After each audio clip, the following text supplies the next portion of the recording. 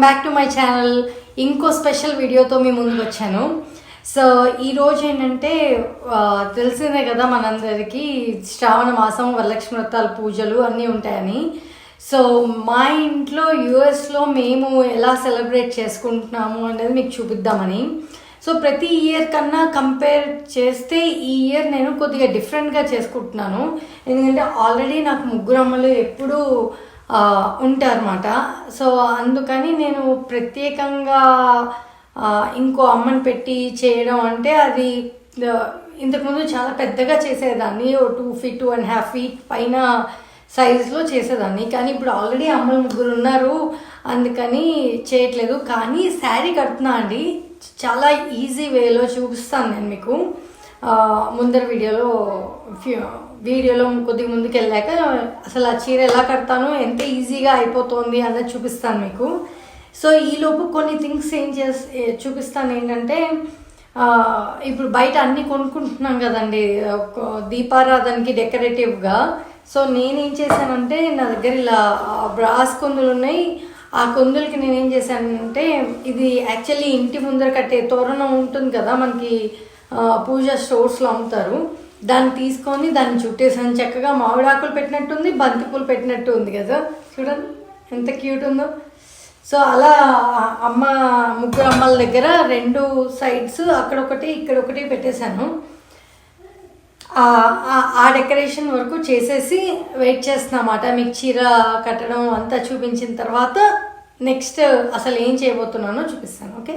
So బేసిక్గా నేను ఏం చేస్తున్నా అంటే అండి, ఇండియా నుంచి నేను ఇది తెప్పించుకున్నాను కమలము.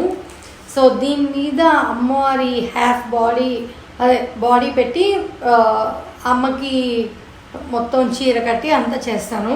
కాకపోతే కొద్దిగా ఇంతకుముందు నేను చేసే విధానం కన్నా ఇది చాలా ఈజీ. ఈసారి ఎందుకు ఇంత స్పెషల్ అంటే అండి, ఇది నా 20th వరలక్ష్మి వ్రతం. చాలా హ్యాపీగా ఉంది. సో 20 ఏళ్ళగా చేస్తున్నాను. నాకు బాగా గుర్తు, నేను ఫస్ట్ పెళ్ళై చేసుకున్నప్పుడు మా అత్తగారు వాళ్ళు మా అమ్మగారు వాళ్ళు బోత్ సైడ్స్ వాళ్ళు ఇండియాలోనే ఉండేవారు అన్నమాట. అలా ఉన్నప్పుడు మనకి ఏమీ తెలియదు కదా. సో నాకు ఇంకా గుర్తు, ఫేస్కి ముక్కు చెవులు పెట్టి కళ్ళు పెట్టి నోరు కూడా పెట్టకుండా పసుపు రాసి బొట్టు పెట్టి వదిలేసాను. నోరు పెడితే ఫేస్ అంతా పాడు చేసిన దాని అవుతారేమో, నాకు డ్రా చేయడం రాదు అని చెవులు పసుపు మైదా కలిపి పెడతాం కదండి, అలా పెట్టి కళ్ళు ముక్కు వరకు పెట్టి వదిలేసాను అనమాట. సో అది ఇంకా గుర్తొస్తుంది. బట్ ఇప్పుడు చూస్తే 20 ఏళ్లలో అమ్మాయి ఎంత చేయించుకుంటుందో అసలు తెలియట్లేదు. బట్ రండి మీకు చూపిస్తాను. అండ్ మీకు చూపిద్దాం ఇది. సో ఇండియా నుంచి ఇలా తెప్పించుకున్నాను అండి. సో తెప్పించి ఇక్కడ గాజులు వేసుకున్నాను నేను. సో ఆల్రెడీ బ్లౌజ్ అది స్టిచ్ చేసి కలశానికి పెట్టి పంపించారు. సో దీంట్లో మనకు కావాల్సిన, మీరు నీళ్ళతో వేసుకుంటారా బియ్యంతో వేసుకుంటారా? నేను బియ్యంతో వేసుకుంటాను.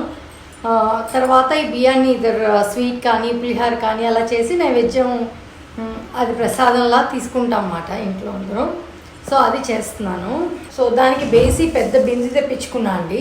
ఈ బిందెలో కూడా కొద్దిగా బియ్యం వేసుకున్నాను. దట్ వే బేస్ స్ట్రాంగ్గా ఉంటుంది కదా. ఇలా పెట్టి ఇలా బాడీ పెట్టి అమ్మకి కూర్చున్నట్టు ఉంటుంది అన్నమాట. అప్పుడు అమ్మకి చీర కట్టేసి డెకరేట్ చేసేస్తాను.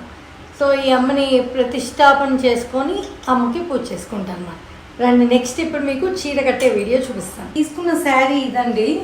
ఇలా కొద్దిగా పింకిష్ షేడ్లో ఉంది. అండ్ బార్డర్స్ ఏమో ఇలాంటి బార్డర్ ఒకటి ఉంది. కింద వచ్చేసి మీకు ఇలా కొంచెం షైన్ వస్తుంది బార్డర్కి. సో ఇలాంటి శారీ తీసుకున్నాను. సో ఈ శారీని ఏం చేశానంటే, దీన్ని పొడుగ్గా ఉంటుంది కదా, ఇలా ఉన్నదాన్ని దీన్ని హాఫ్ చేస్తున్నామాట. అమ్మ చాలా చిన్నగా ఉంది కదా ఈ శారీ. సో చిన్న కూర్చున్నట్టు కూడా కనిపిస్తుందని చీర ఫుల్ లెంత్ కాకుండా ఇలా హాఫ్ లెంత్ తీసుకుంటున్నా. చీర ఇంత రేంజ్లో మడత పెట్టుకొని మనం చీరకి కుర్చీలు పెట్టుకుంటాం కదండి, అలా కుర్చీలు పెట్టేసుకోవడమే. మీకు కుర్చీలు పెట్టిన తర్వాత చూపిస్తాను. మామూలుగా ఇలా పెట్టేసుకుంటాం కదా ఇలా కుర్చీలు, ఇలా కాస్త క్లిప్పులు పెట్టుకొని జాగ్రత్తగా నీట్గా పెట్టుకుంటూ వెళ్ళాలి. చూపిస్తాను. ఇలా హాఫ్ కన్నా ఇప్పుడు చూస్తున్నారు కదా, కుర్చీలు పెట్టాలి. ఇలాగా మనం కుర్చీలు పెట్టుకుంటాం కదా, అలా కుర్చీలు పెట్టాలి. హాఫ్ చీర కన్నా ఇంకొంచెం ఎక్కువ చీరకి అలా ప్లీట్స్ వేసుకోవాలన్నమాట. చూడండి, వన్స్ అలా ప్లీట్స్ అన్నీ వేసేసిన తర్వాత దాన్ని అక్కడ మీరు కావాలంటే ఒక క్లిప్పు ఏదో ఒకటి పెట్టుకోండి. నాకంటే అలవాటు కాబట్టి నేను జస్ట్ చేతిలోనే పట్టుకొని ఉన్నాను. సో అది అయిపోయాక ఆ కింద బేస్ ఉంటుంది కదా, ఆ బేస్లో ఆ ప్లీట్స్ని ఎంతవరకు అయితే వేసుకున్నారో అంత లోపలికి వేసి అలా నీట్గా మన కుర్చీలు ఎలా కట్టుకొని అడ్జస్ట్ చేసుకుంటాం అలా నీట్గా అడ్జస్ట్ చేసుకోండి. వన్స్ అది అడ్జస్ట్ అయింది, ప్లీట్స్ అన్నీ కరెక్ట్గా ఉన్నాయి అనిపించిన తర్వాత పైన హాఫ్ బాడీ ఉంటుంది కదా, ఆ బాడీ కూడా అరేంజ్ చేసేసుకోవచ్చు. ఇప్పుడు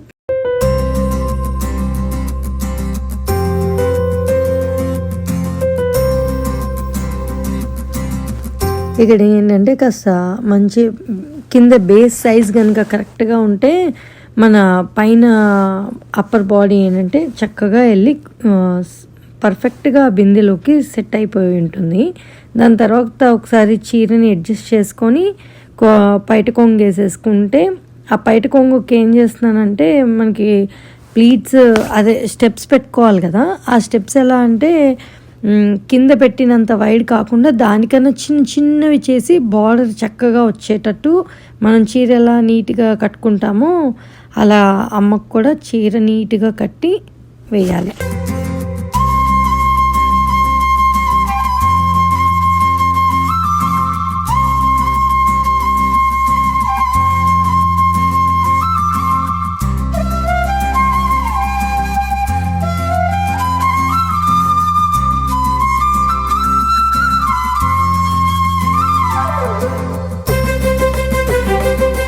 చూసారు కదా ఎంత సింపుల్గా అయిపోయిందో.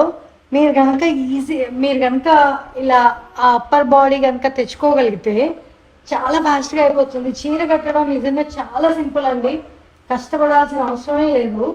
ఈసారి ఏంటంటే నాకు ఆల్రెడీ నేను 3 అమ్మలు ఉన్నారు కదా, వాళ్ళని చూసుకుంటూ మళ్ళీ ఈవిని ప్రతిష్ఠించి అన్నీ చేసుకోవాలి కదా, కొద్ది కష్టం అవుతుందని ఇలా చేసుకున్నమాట. చాలా ఫాస్ట్గా అయిపోయింది. నాకు హార్డ్లీ 5 to 7 minutes పట్టింది అంతే. సో ఎలా ఉంది, మీకు ఎలా అనిపించింది చెప్పండి నాకు. ఓకే, సో ఇలా కొబ్బరికాయ సెట్ చేసుకున్నాను పసుపు రాసి మంచిగా.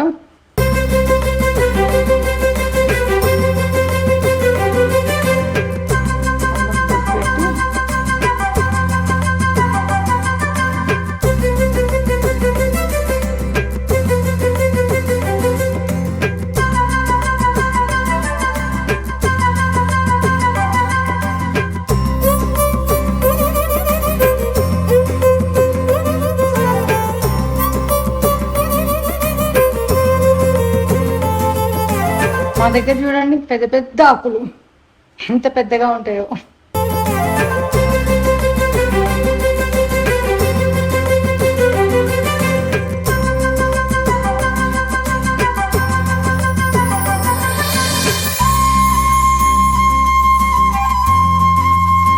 ఏం చేస్తానంటే అమ్మని ఆల్రెడీ నేను ఎక్కడో లోపల పెట్టినండి, ఎప్పుడు ఇక్కడే పూజా మందిరంలోనే ఉంటారు. సో అమ్మ ఫేస్ పెట్టేస్తాను, చూపిస్తాను. ఓకే.